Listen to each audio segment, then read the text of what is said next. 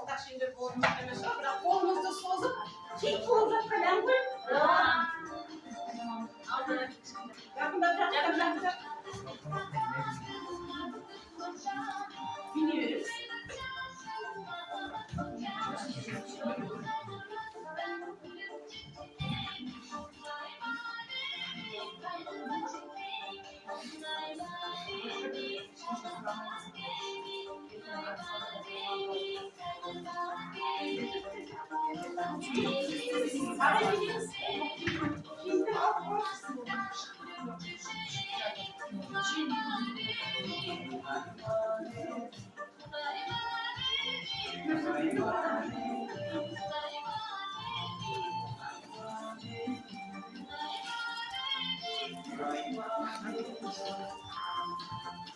Екі жұма болып қалды, Эдісхан апай жаңылсын көп дүниені көзімізді ашып, жаңа айтып ғой, айымгүл бірінші күн айтты ғой, қанша ақпарат жинақтай алмай жатырмыз деп.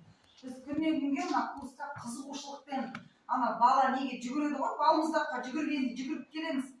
Енді мұнда сіздер бүгін келіп бізге сондай тәжірибеңізді бөлісіп жатырсыз. Жаңағы айтып жатты ғой, мәтін аралас мәтін, тұтас мәтін болды, мәтін түсінді. Жаңағы маған өте ұнағаны Айгерім мен Қорлан көрсеткен мәтін, мен оны көрмеппін. Мен көрмеппін.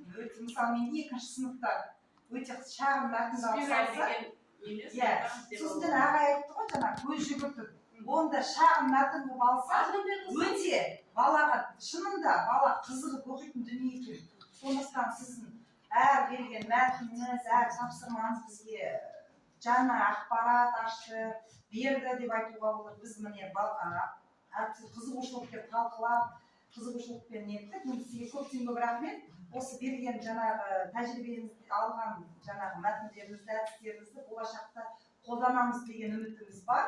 Еңбегіңіз өсе берсін, жана берсін. Сіз секілді бізді зерттеуші болайық, бізге жұмыс болсын. Апай, сізге рахмет, осы бізге тәжірибе бөлісуге маман шақырғаныңызға. 3 шапалақ рахмет айтамыз. Сіздің ақпарат алдым нашық. Дидар сұрағым бар, сізге сөз. Ал қандай сұрағыңыз бар? Неге қазір жанында бара қойын? Әйтеуір болған соң бірге болған терезеден қарап қалып. Орыс сыныптарында, мен өзге тілде емес мектептерде жұмыс жасаймын. Қазақ сыныптарына беретін мұғалімдер осылай істейді. Мен көп уақытқа дейін қазақ сыныптарында да істегем. Көп нелер орыс сыныптарына береміз. Мынау орыс сыныптарына арналған. Ана бар ғой, дауыс дыбыстар жоқ.